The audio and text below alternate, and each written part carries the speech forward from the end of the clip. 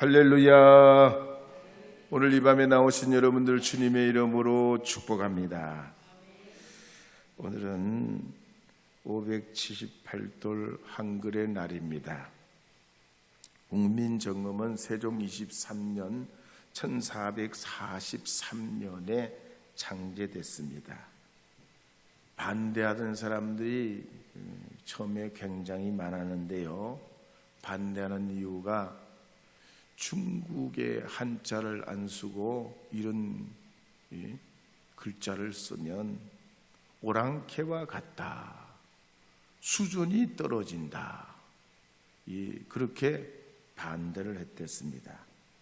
그러나 세종은 이 한글 창제를 반대하는 사람들을 심지어 의금부에 하루 동안 가둬놓고 왜 이 일을 해야 하는지 생각해 보도록 했습니다. 그러면서 장차 백성들은 그를 알고 세상을 사는 도리를 알아서 행복을 추구할 수 있도록 하기 위해 1446년에 한글 훈민정음을 반포하고 사용법을 간행했습니다. 그 다음에는 용비어천가와 삼강행실도를 한글로 번역하고 한글의 보급에 힘을 썼지만 그 당시만 해도 이 한글을 쉽게 수용하는 분위기가 아니었습니다. 그 이후에 세조도 응급 환자 치료를 위한 방법이 담긴 구급방언해라는 책을 내고, 그 이후에 성종 때도 부녀자들의 도리를 알게 하는 내훈이라는 책과 또 농사법을 소개하는 농사직서를 간행했습니다. 그리고 중종 때 가서는 아이들이 공부할 수 있는 훈몽자회를 간행하고 전염병 증상과 치료를 위해서 간이벽 온방이라는 책도 간행했습니다.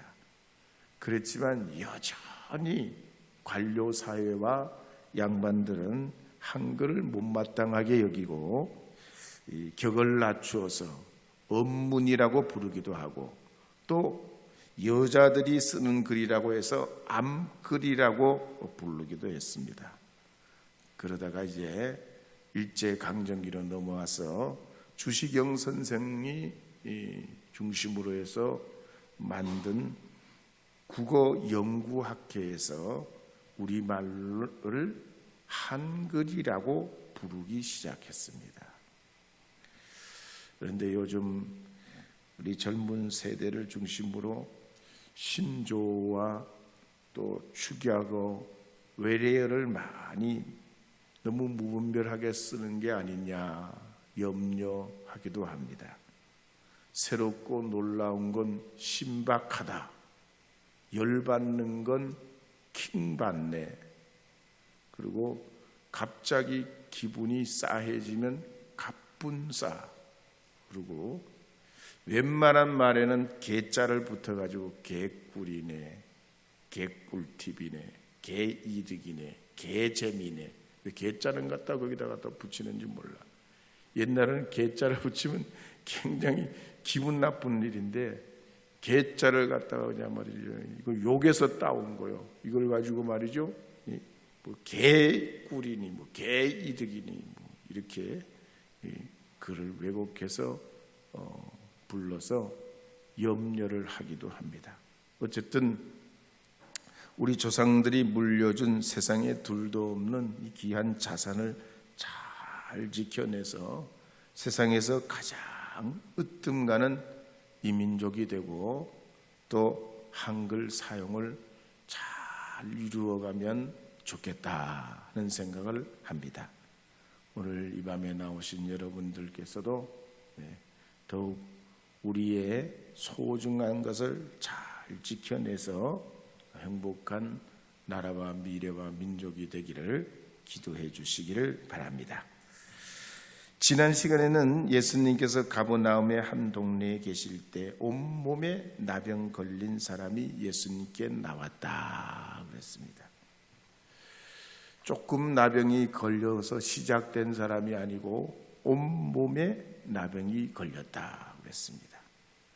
정말로 천벌을 받은 것 같고 또 전염병 환자라고 생각했기 때문에 혹시라도 이 나병 환자가 다른 사람을 만나면 나는 부정하다 그래서 자기에게 가까이 오지 못하게 소리쳐야 되는데 이 나병 환자는 예수님께 나와서 엎드려 간구하기를 주여 원하시면 나를 깨끗하게 하실 수 있나이다 그랬습니다. 그때 예수님께서는 이런 사회적인 분위기를 무시하고 말하자면 목숨 걸고 나온 이 나병 환자에게 싸늘하게 대하시는 게 아니고 그의 환처에 손을 올려 말씀하시기를 내가 원하노니 깨끗함을 받으라 하셨단 말이에요. 그럴 때 이 나병 환자가 즉시로 깨끗해졌다 그랬습니다. 어떤 군 장성이 그랬습니다. 강력한 군대를 만들 수 있는 방안은 두려움 없이 보고할 수 있는 능력과 그걸 수용하는 문화가 있어야 된다고 그랬습니다. 군대 사회가 그렇잖아요. 요즘은 안 그렇겠지만 저희들 때는 처음부터 끝까지 어쩌면 거짓말로 시작해서 거짓말로 끝나. 군대를 안 갔다 오신 분들이 이해가 안 될 수도 있어요. 하여튼 처음부터 거짓말로 시작해서 끝까지 거짓말이에요. 그러니까 둘러대기, 거짓말을 하는 문화가 이게 그냥 온상이 됐었어요. 그러니까 그 군장성이 한 얘기가 이 있는 그대로를 말하고 그걸 그대로 수용할 수 있는 문화가 될 때 좋은 군대를 만들어갈 수 있고 나라를 만들어갈 수 있다 그랬단 말이죠. 오늘 우리가 공동체 안에서도 그래요. 있는 그대로 정직하게 말하는 사람들의 그런 정직함을 받아들이고 수용하는 그런 문화가 될 때에 거짓말 문화가 사라지는 거예요. 그래서 좀 잘못을 했더라도 흠이 있더라도 문제가 좀 있더라도 있는 그대로를 말하는 사람들은 격려하고 축복하고 칭찬해 줘야 돼요. 믿으시면 아멘. 성경에는 안 나와요. 그러나 오늘 이 성경 말씀 예수님이 행하신 걸 보면 그래요.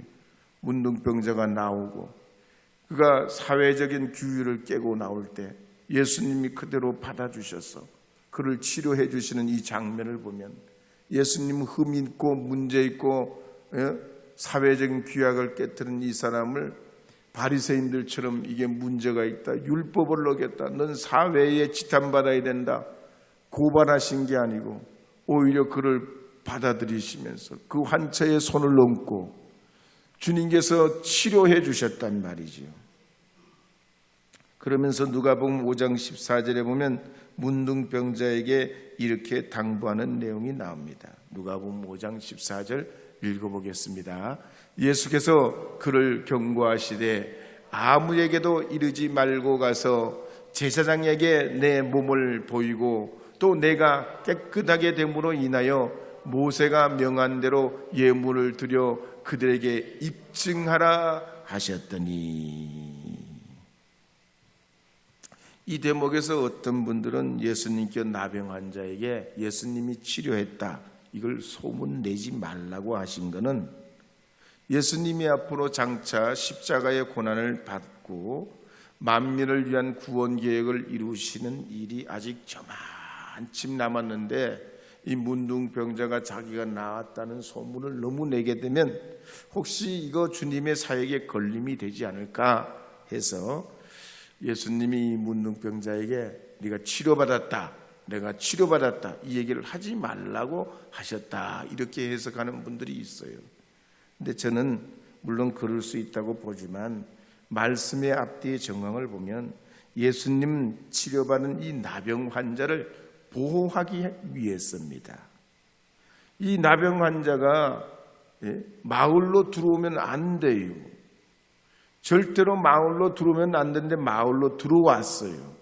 뿐만 아니라 그렇게 규율을 어기고 들어온 사회적 규약을 깨뜨리고 들어온 이 나병 환자를 예수님이 또 치료하셨어. 그래서 잘못하면 유대교인들에게 이 예수님도 문둥병자도 사회적인 갈등을 조장하고 마찰의 이 가능성이 없지 않습니다. 그러니까 예수님께서 더욱이 뭐라고 합니까? 뒤에 보면 먼저 이 정결례대로 그 사회의 약속과 규약대로 먼저 제사장에 가서 보이라고 합니다. 지금은 우리가 목사가 목회만 하는 사람이지만 이 성경시대 때 제사장은 위생까지 다 담당했어요. 법률과 위생까지요. 지금 말하자면 보건소 역할도 다 했단 말이에요. 그래서 공공보건소 역할을 해서 병자와 병자 아닌 사람을 구별하고 그걸 관리하는 역할을 제사장이 다 했어요.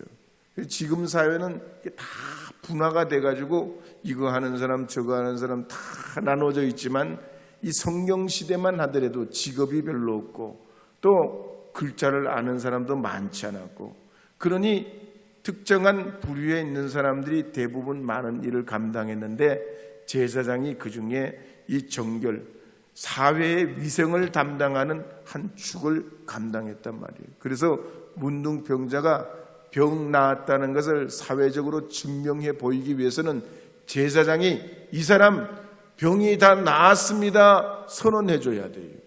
그러니까 병난 이 나병 환자가 제사장을 예수님 말씀대로 먼저 찾아가서 보여주고 병이 나았다 하는 그 증상이 있으면은 새 2마리와 백향목과 홍색실과 우술초를 가지고 드린 다음에 7일을 보내요. 하루, 이틀, 사흘, 나흘, 닷새, 엿새 이래를 보낸 다음에 8일째 됐을 때 병이 난 게 분명히 확증이 되면 속죄제를 드리게 합니다.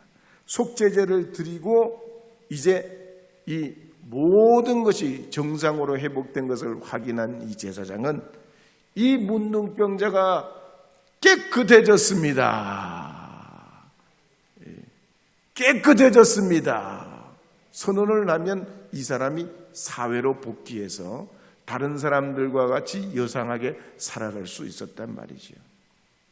이걸 보면 예수님은 우리가 신앙생활을 한다고 할 때 반사회적인 생활이나 또 무슨 어떤 선동자로 살기보다는 한 사회의 일원으로서 건강하고 좋은 영향력을 가지는 하나님 나라의 자녀들이 되기를 원한다는 걸 알 수가 있습니다.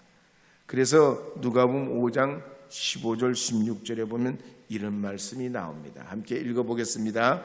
예수의 소문이 더욱 퍼지매 수많은 무리가 말씀도 듣고 자기 병도 고침을 받고자 하여 모여오되 예수는 물러가사 한적한 곳에서 기도하시니라.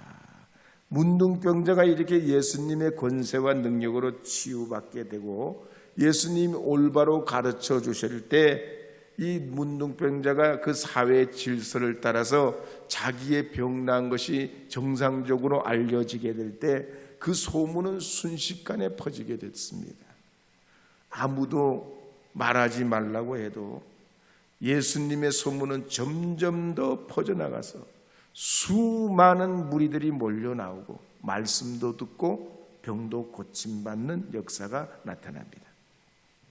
이것을 볼 때 복음이신 예수님은 감출 수 없는 권세와 능력을 가지셨다.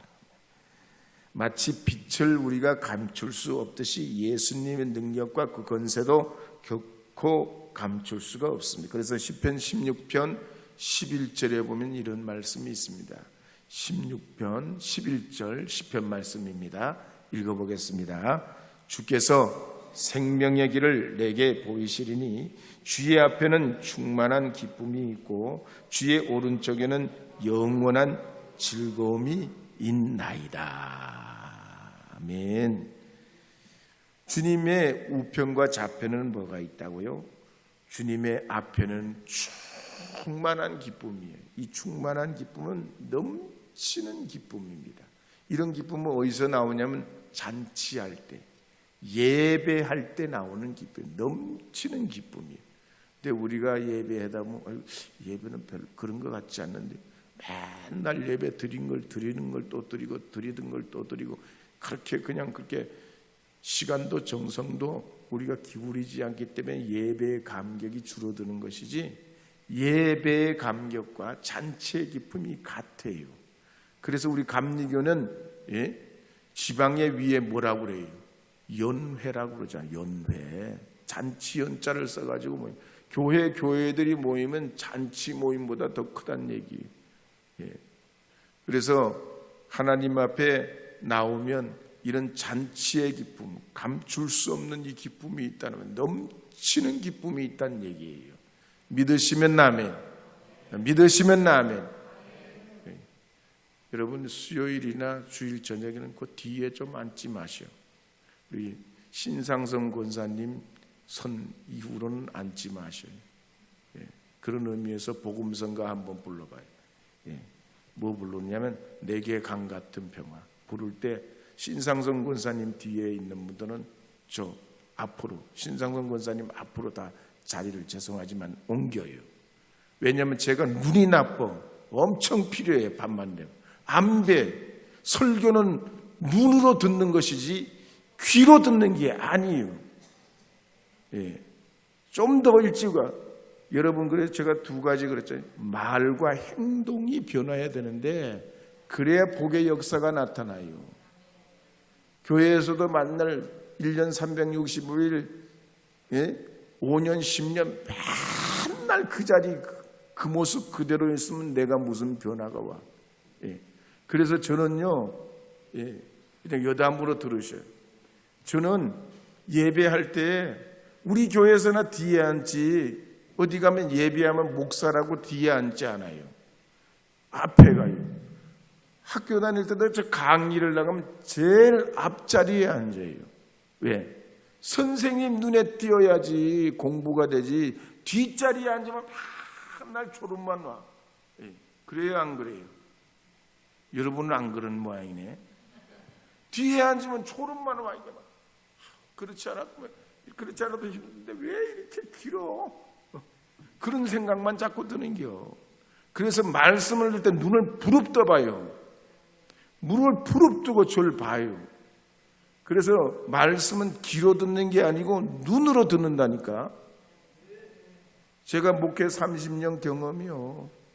눈 감고 은혜 받는 사람 못 봤어. 다 가면 잊어버려요. 다 잊어버려요. 그래서 여러분, 오늘 요 라인을 꼭 지켜주시길 바랍니다. 이 축복 라인이요. 축복 라인. 근데 이제 만약에 가령 그럴 수가, 사람이 무지 많이 왔어. 우리 교회가 부흥됐어. 무지 많아가지고 이게 자리를 다 감당을 못해. 그럼 뒤에 앉으셔도 돼. 그러기 전까지는 그 라인 말이죠. 신상성 권사님 안 라인까지 이렇게 앉아. 얼마나 좋아. 한번 옆에 분하고 인사해봐요. 이야, 너무 좋네요. 가까이 있으니까 얼마나 좋아. 교인도 얼마 안 되는데 그냥 띄엄띄엄 앉았다가 그냥 여기저기 가뭄에 콩나듯이 그렇게 했다가 그냥 또 예배 마치고 가보시오. 얼마나 마음이 허해. 그러시죠?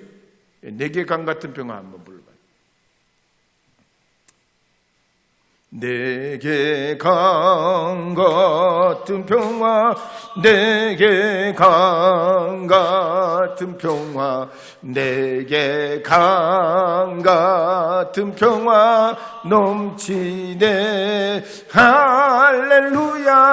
내게 강 같은 평화, 내게 강 같은 평화, 내게 강 같은 평화 넘치네. 제가 예전에, 지금은 계령에 와서 진짜 저도 많이 행복해졌어요. 그전에는 이 수도권의 공기가 얼마나 나쁜지, 계절만 바뀌면 콧물이 나. 계절만 바뀔 때, 환절기 때만 되면 비염 때문에 얼마나 콧물이, 지금 콧물 나요, 안 나요? 안 나지요. 여러분도 보시잖아. 가끔씩 재채기 하는 경우는 있어도 진짜 콧물이 안 나요. 근데 어느 날 하여튼 좀 오래됐어요. 제가 그 비염이 있는 줄 알고 수도권에 살 때요. 우리 친척분한테서 전화가 왔어요. 난 목사, 그거 먹으면 특효약이래. 뭘 먹으면 특효약이래요? 그거 있어. 그게 뭔데요? 그거 있어, 그거. 그게 뭐예요? 그게 뭐냐고요? 한참 했더니 이제 생각났대. 그게 뭐냐면은 목련 꽃봉오리야. 목련 아세요? 목련이 그 진화론자들이 그런 얘기를 해요. 이 세상 식물 중에 가장 오래 산 식물 중에 하나가 목련이야. 그 식물학자들이 연구해 보면 아마 그런 게 있나 보죠. 하여튼 식물학자들이 이제 연구한 바에 보면 가장 오래 산 식물 중에 하나가 목련이야. 근데 하여튼 목련꽃 봉우리 그걸 잘 따가지고 한약방에 가서 다려 먹어보랴. 6개월만 먹으면 비염이 싹 사라진대야. 예? 믿으시면 아멘. 아멘 안 해도 돼요. 그래서 제가 어떻게 했겠어요? 그걸 달아 먹었겠어요? 안 달아 먹었겠어요? 아니, 딸 시간, 목련은 있긴 있는데 딸 시간이 있어야지. 그건 또 기억이 안 되대. 하나님의 말씀은 기억이 돼가지고 생각나는 때가 있는데 목련꽃잎 따먹으라는 건 그것도 그게 생각이 안 나가지고 못 먹었지 뭐예요. 복음이라는 게 이래요. 우리가 무슨 좋은 약 먹어서 감기라도 나으면 내가 만나는 사람, 내가 아는 사람에게 꼭 말해주고 싶은 게 있어요. 이 약 먹으면 좋더라. 그 병원 가보면 좋더라. 그 약국 가보면 좋더라 말이지. 근데 복음이 이렇단 말이에요. 내가 예수님 통해서 내 인생의 변화가 오고 건강의 변화가 오고 삶의 변화가 오면 예수님 말하고 싶어서 견딜 수가 없어요. 무디 선생님이 그랬단 말이죠. 가난해가지고 교육도 못 받고 농민의 아들로 태어났는데 아버지는 4살 때 돌아가셨어요. 그래가지고 5학년을 겨우 마치고 6학년 올라가는데 가난해가지고 학교를 못 다닌 거 아니겠어요? 그래서 결국 학업을 못하고 저 남쪽에 있는 보스턴에 있는 삼촌이 경영하는 신발 가게에 가서 신발 장사를 도왔습니다. 뭐 할 수 있는 게 기술이 있어 어린 나이에 뭘 할 수 있어 신발 파는 일을 했습니다. 그런데 그 구두 가게에 교회학교 선생님이 찾아오신 거야. 무디야, 너 예수 믿어야 된다. 예수 믿으면 얼마나 좋은지 모른다. 너 예수 믿어야 돼. 너 예수 믿어야 돼. 이 선생님이 얼마나 열심히 있는지 날마다 이 무디에게 전도를 해가지고요. 이 무디가 예수님 믿기로 작정하고 이 예수 믿음 다음부터 이 무디가 180도로 인생이 바뀌었어요. 그러니 이 무디가 가만히 있을 수가 없어. 복음을 전하고 싶어서 견딜 수가 없어. 막 이 복음 때문에 흥분이 되고 성경 공부한 거 자기가 성경을 알게 되면 그 대목을 막 기억했다가 사람들에게 알려주고 그걸 또 전해주고 막 이러는데 그 기쁨을 이루만할 수가 없어. 그러니까 자기가 다니던 교회가 좀 좁아. 그러니까 저 북쪽으로 시카고 지역으로 올라가서 복음을 전했는데 거기서 삼촌에게 배운 구두 장사를 한 거예요. 구두 장사를 해가지고 지금 돈으로 1억 3천만 원. 적어요, 많아요. 19세기에 1억 3천만 원. 어마어마한 돈이요. 1억 3천만 원을 가지고요. 조랑말도 사고 복음을 전하는데 막 구두를 팔면서 돌아다녀요. 그러면서 가난한 지역에 있는 애들에게 말이에요. 선물도 주고 사탕도 주고 복음을 전하고 결국 이 무디가 40년 복음 생활 가운데 1억 명을 전도했어요. 할렐루야. 이야, 1억 명을 어떻게 전도해? 우리는 평생 10명, 아니 1명 전도하기도 쉽지 않는데 숫자가 물론 다 저기 하는 건 아니지만 이야, 무디 선생님이 이 은혜가 얼마나 컸던지 이 복음 전도로 1억 명이 전도됐어요. 미국뿐만 아니라 유럽에도 말이죠. 엄청난 부흥의 역사가 일어났어요. 제가 만났던 안산의 동산교회 정재준 장로님도 그랬어요. 정재준 장로님이 전라도 분이신데 가난하고 어려웠어요. 그러니까 학교 공부를 못해서 검정고시를 봐가지고 행정고시에 합격해서 법무사로 일해요. 근데 복음을 만났어. 행정고시로 법무사인데 먹고 살만해. 모자라는 게 없어. 상류사회에 들어가 남부럽지 않은 생활을 해. 그런데도 이분이 말이죠, 복음을 전하고 싶은 그 마음을 막 견딜 수가 없어. 자기 사전을 털어가지고 책을 전도하는 책을 몇 권이나 만들어내고요, 간증하러 다니고요. 이 복음의 은혜가 뭐 어떻게, 그래도 그게 안 돼. 만나는 사람 만나면 클럽 동호회 조직을 해요. 예? 등산이면 등산, 자기들이 모이면 모임, 그 모임을 만들어 거기서도 또 전도해. 이야, 이 사람 대단함. 안산 동산교회에서 전도 왕으로 뽑혔어. 안산 동산교회 들어보셨어요? 못 들어봐도 상관없어. 안산에서 제일 큰 교회예요. 예. 하나님의 참 역사와 은혜가 놀라. 왜? 복음은 이렇듯 이런 기쁨과 폭발하는 감격이 있어요. 여러분에게도 이 삶이 지리하고 피곤하고 지칠 때 하나님 은혜를 사모하시기를 바랍니다. 그럼 여러분의 삶에 행복하고 즐겁고 재미나는 놀라운 이 복음의 역사가 있게 되는 줄 믿으시기 바랍니다. 뿐만 아닙니다. 우리 주님은 오늘 이 성경에 이 문둥병자를 받아주시고 그를 치유해 주셨듯이 우리가 주님 앞에 나오면 주님은 우리를 마다하지 아니하시고 우리에게 은혜 주시고 받아주시는 주님이신 줄 믿으시기 바랍니다. 열왕기하 8장에 보면 유다의 여호사밧 아들로 태어난 여호람의 이야기가 나옵니다. 좋은 환경에서 태어났죠. 무디 선생님과 같이 비교해 볼 때는 진짜 좋은 환경, 왕의 아들로 태어났으니 말이 보통 복이 아닙니다. 그렇지만 여호람이 이런 좋은 가정에서 태어났지만 좋은 일만 있었던 게 아니에요. 어려움이 많았어요. 가령 32살에 왕이 됐습니다. 32세에 왕이 됐는데 결혼도 자기가 원하는 결혼을 못해. 왕이 되면 다 좋을 것 같이. 여러분 영국의 엘리자베스 그 왕세자들 보세요. 자기가 원하는 결혼하는데 얼마나 힘들어. 그래서 그 왕자들이 뭐라고 그래요? 내가 그냥 평범한 사람처럼 살았으면 좋겠다. 그리고 실제로 말이죠, 그 왕자들 중에는 왕국을 떠나가지고 독립해서 사는 그런 사람, 평범한 시민이 되고 싶어 하는 거예요. 왜? 누구의 간섭도 바라지 않고 그냥 내가 살고 싶은 대로 사는 겨.